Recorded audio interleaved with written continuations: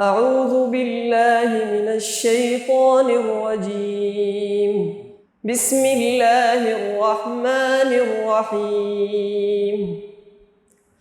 يا أيها الذين آمنوا أطيعوا الله ورسوله ولا تولوا عنه وأنتم تسمعون. ولا تكونوا كالذين قالوا سمعنا وهم لا يسمعون. إن شر الدواب عند الله الصم البكم الذين لا يعقلون. ولو علم الله فيهم خيرا ولو أسمعهم لتولوا وهم معرضون.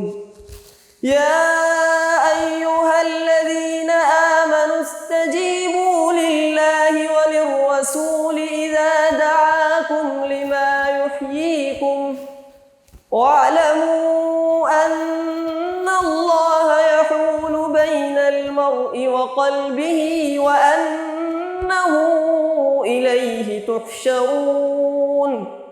واتقوا فتنة لا تصيبن الذين ظلموا منكم خاصة واعلموا أن الله شديد العقاب. واذكروا إذ أنتم قليل مستضعفون في الأرض تخافون أن يتخطفكم الناس فآواكم وأيدكم بنصره ورزقكم من الطيبات لعلكم تشكرون. يا أيها الذين آمنوا لا تخونوا الله والرسول وتخونوا أماناتكم وأنتم تعلمون. واعلموا أنما أموالكم وأولادكم فتنة وأن الله عنده أجر عظيم. يا أيها الذين آمنوا إن تتقوا الله يجعل لكم فرقانا ويكفر عنكم سيئاتكم ويغفر لكم والله ذو الفضل العظيم. وإذ يمكر بك الذين كفروا ليثبتوك أو يقتلوك أو يخرجوك ويمكرون ويمكر الله والله خير الماكرين. وإذا تتلى عليهم آياتنا قالوا قد سمعنا لو نشاء لقلنا مثل هذا إن هذا إلا أساطير الأولين. وإذ قالوا اللهم إن كان هذا هو الحق من عندك فأمطر علينا حجارة من السماء أو ائتنا بعذاب أليم. وما كان الله ليعذبهم وأنت فيهم وما كان الله معذبهم وهم يستغفرون.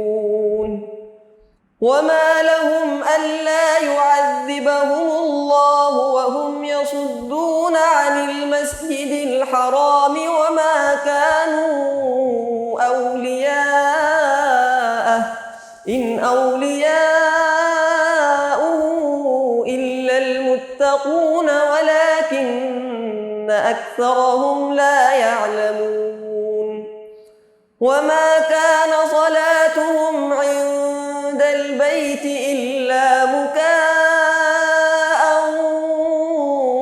وتصدية فذوقوا العذاب بما كنتم تكفرون إن الذين كفروا ينفقون أموالهم ليصدوا عن سبيل الله فسينفقونها ثم تكون عليهم حسرة ثم يغلبون والذين كفروا إلى جهنم يحشرون ليميز الله الخبيث من الطيب ويجعل الخبيث بعضه على بعض فيركمه جميعا فيجعله في جهنم أولئك هم الخاسرون صدق الله العظيم